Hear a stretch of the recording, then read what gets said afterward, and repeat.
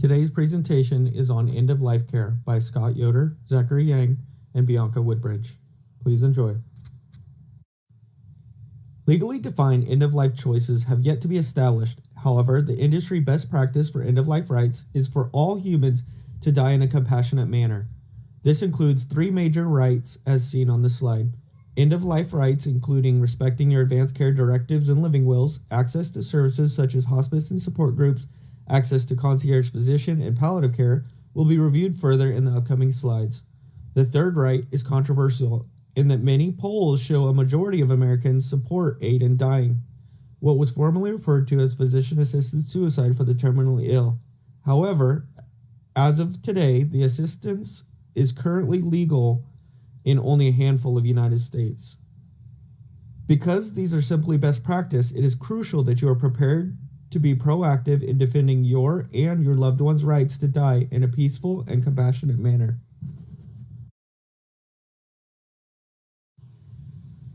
According to the American Journal of Nursing's The Dying Patient's Bill of Rights, you and your loved one have the right to be treated as a living human being until death, to maintain a sense of hopefulness, however changing its focus may be, to be cared for by those who can maintain a sense of hopefulness, however changing this might be, to express feelings and emotions about approaching death in your own way, to participate in decisions concerning your care, to expect continuing medical and nursing attention even though cure goals have been changed to comfort goals.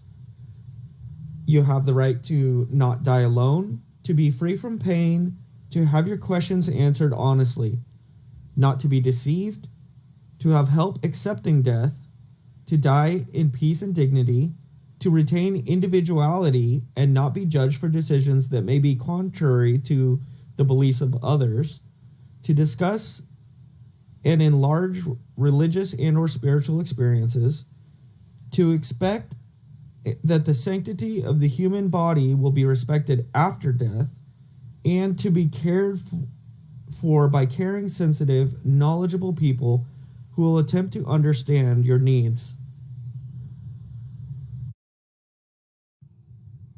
Now that we've gone over some of the end-of-life rights that you have, how can you help guarantee that those choices are respected?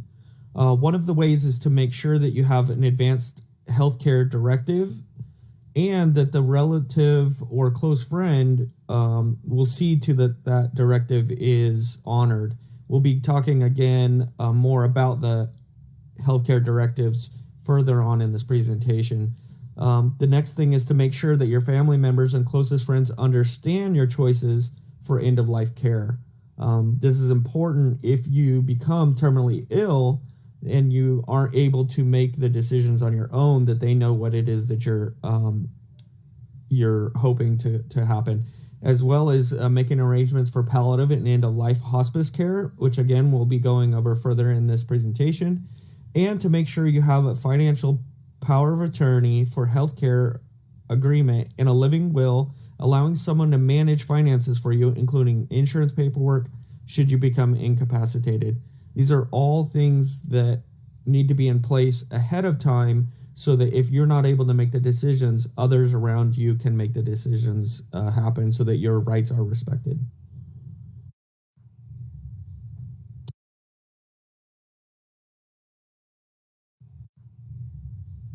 Two statements made in the patient's Bill of Rights for end-of-life care were both to have the right to die free of pain and to die with comfort care. So the way that we do that as nurses is to first assess the patient and find out what the pain is and how it's affecting them.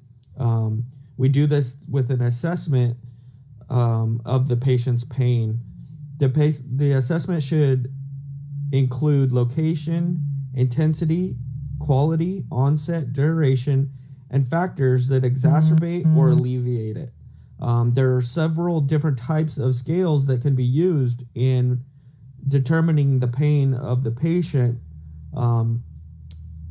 and it's important that you use the same scale over and over to create not only a baseline but a consistency of care along the way so that you can determine whether the treatment of the pain is improving or not working. And that way we can, again, reassess and continue with care to make sure that we're providing that right of pain management in the end of life.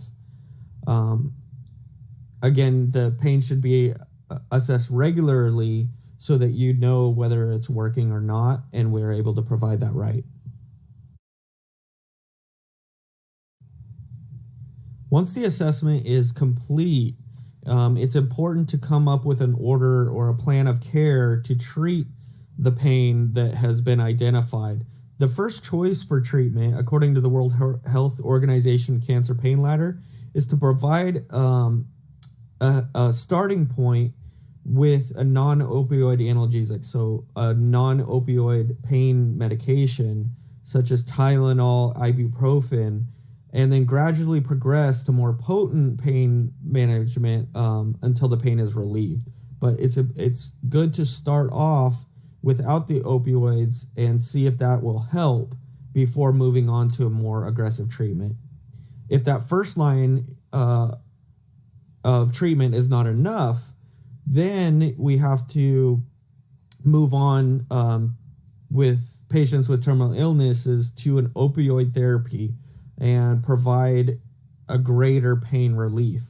The patients who require multiple daily doses of that opioid, the short-acting opioids, they may benefit from a longer acting scheduled opioid that can be given throughout the day and have an additional button that they can push for break pain to help them as they're going through this comfort care.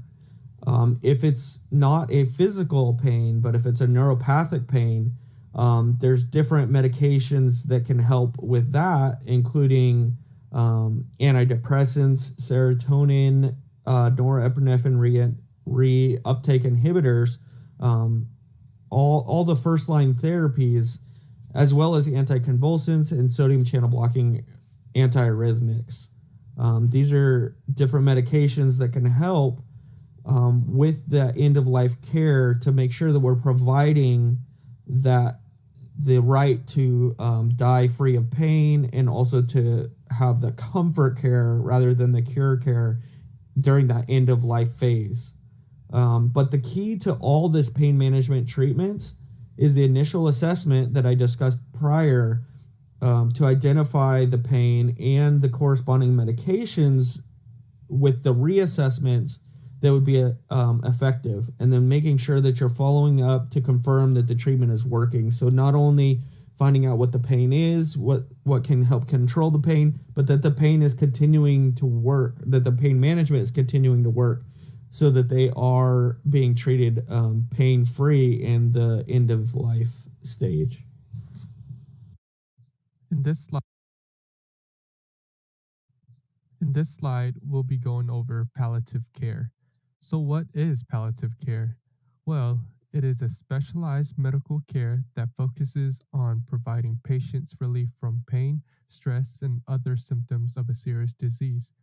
No matter the diagnosis or stage of the disease, palliative care teams aim to improve the quality of life for both patients and their families. Palliative care workers work along with other therapies to ease physical symptoms and offer emotional and social support to patients and caregivers. The support system provided can help the patient accept their condition and feel like they are in control of their illness. A support system is also provided to help the family cope during the patient's illness and in their own bereavement. Palliative care may be offered to people of any age who has a serious or life-threatening illness, and it can begin at diagnosis and at the same time as treatment. It can be beneficial to adults and children living with illnesses such as cancer, heart disease, dementia, end-stage liver disease, kidney failure, lung disease, and many more. Continuing with palliative care, According to Medscape, the United States now has about 1,800 hospitals with palliative care programs, which means that more than 80% of U.S. patients who are hospitalized for serious illness have access to palliative services. So, how do you prepare? There may be a lot of questions when it is time for your consultation or first visit to discuss palliative care. So, some things that can help improve or guide your consultation is to bring a list of symptoms that you are experiencing, note specifically what makes the symptoms better or worse, and whether they affect your ability to go about your daily activities. Bring a list of medications and supplements you use. Consider bringing a family member or friend with you to the appointment. You can also bring any advance directives and living wills you've completed. And why would you choose palliative care? Well, palliative care is an approach to care that you may want to access at any stage of serious illness. It helps you manage symptoms and address concerns that matter most to you. You may consider palliative care when you have any questions about what to expect with your care plan and how to tailor it to what matters most to you, what programs and resources are available to support you throughout your illness, your treatment options and their pros and cons, and making decisions in line with your personal values and goals. Your palliative care plan is designed to fit your life and needs. Your palliative care team will talk with you about your symptoms, current treatments, and how this illness is affecting you and your family. You and your palliative care team make a plan to prevent and ease suffering and improve your daily life. This plan will be carried out in coordination with your primary care team in a way that works well with any other treatment you are currently receiving. So, on this slide, we'll be talking about hospice care. And what is hospice care? Well, it is similar to the palliative care, but instead focuses on the palliation of a terminally ill patient's pain and symptoms and attending to their emotional and spiritual needs at the end of their lives. Hospice care begins after treatment of the disease is stopped and when it is clear that the person is not going to survive the illness. They prioritize comfort and quality of life by reducing pain and suffering, and there are groups available for the patient and their families to help with emotional, spiritual, and grief support.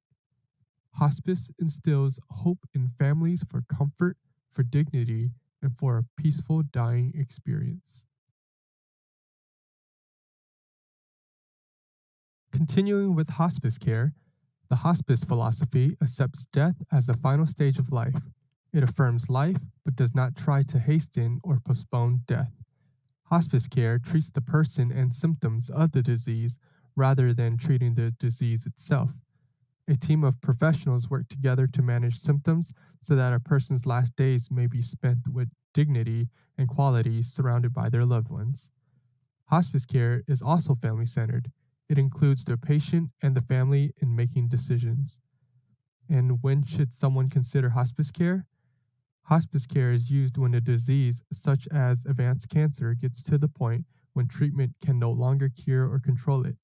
In general, hospice care should be used when a person is expected to live about 6 months or less if the illness runs its usual course. During that time, the patient should discuss with their family members and doctor to decide together when hospice care should begin.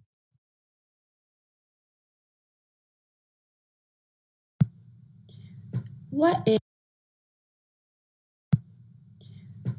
is an advanced healthcare directive?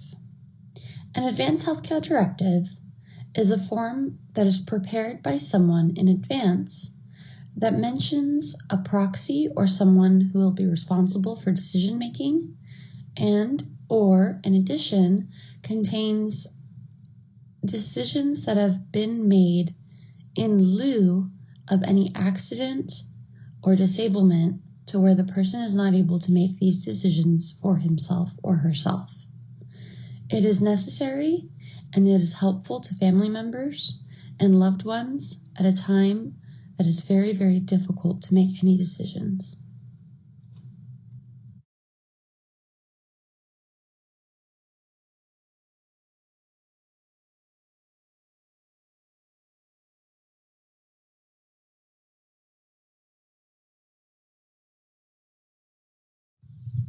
On this slide, you would find the different types of advance directives available.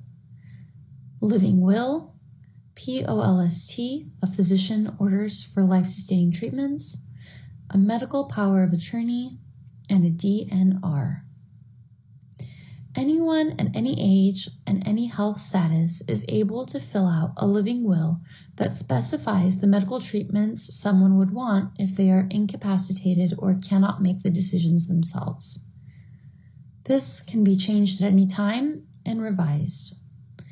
A POLST, or a physician orders for life-sustaining treatments, is basically a form that someone who's in more of an advanced illness would create with their doctor that states all of the medical wishes he or she would like in case something were to happen. Now, this also includes life-saving measures such as CPR, as well as other measures that are more intricate. This can also be revised or changed at any time by the doctor and the person himself or herself. A medical power of attorney is basically a form that gives one person authority to create any decisions on behalf of the person themselves. So, for example, I would create a medical power of attorney and designate my husband to make any medical decisions if I was ever incapacitated. And this can also be voided or changed at any time if one should change their mind. A DNR is quite different. It only means do not resuscitate and only specifies whether or not a person wants to have CPR done or not. Today's world, people are preferring to use a POLST over a DNR due to the fact that the POLST has more information, more life-saving treatments available, not just CPR or not. It has option for various options that can be chosen at that time.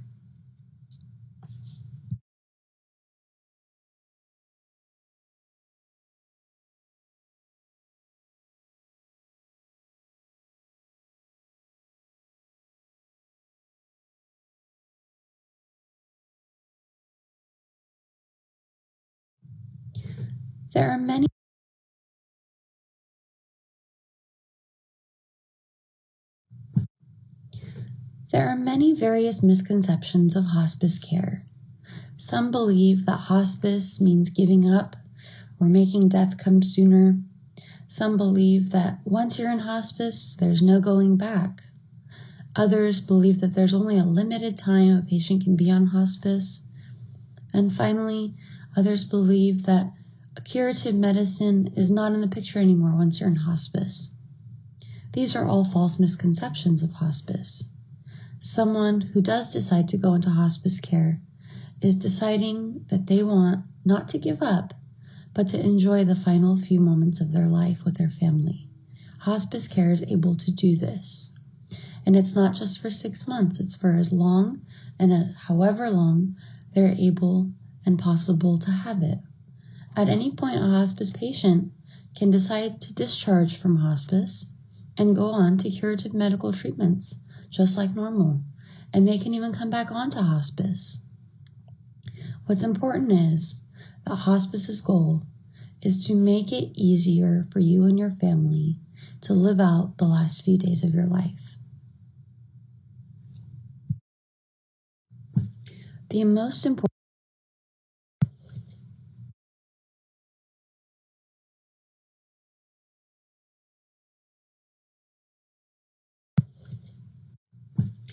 most important part of hospice is that you don't feel alone. This is probably the most difficult time for most families. Nursing care, as well as social services, spiritual support, even respite care, and bereavement support are all available through hospice support. Registered nurses are able to schedule visits at home regularly to help with any education or medication advisement or any kind of help that the family may need with their loved one. Social services is able to act as a middle person between you and community resources available at all times. Spiritual support and counseling are always welcome and always available through hospice services, depending on whatever your belief is.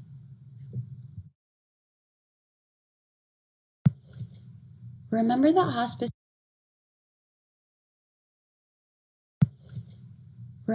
hospice care has a goal of making the most out of the final time you have together with your loved one. Sometimes that can be difficult. Sometimes people get exhausted. That's where respite care comes in. Respite care is able to give you a breather.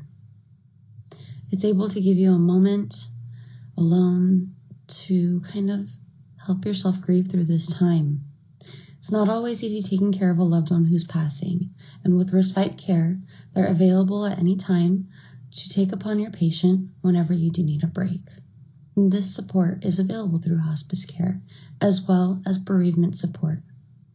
The year following a family member's death can be the most difficult year, and through bereavement support, hospice is able to send volunteers, to make phone calls, to write letters, and even recommend support groups for you and your loved ones. Hospice support is always available and so wonderful.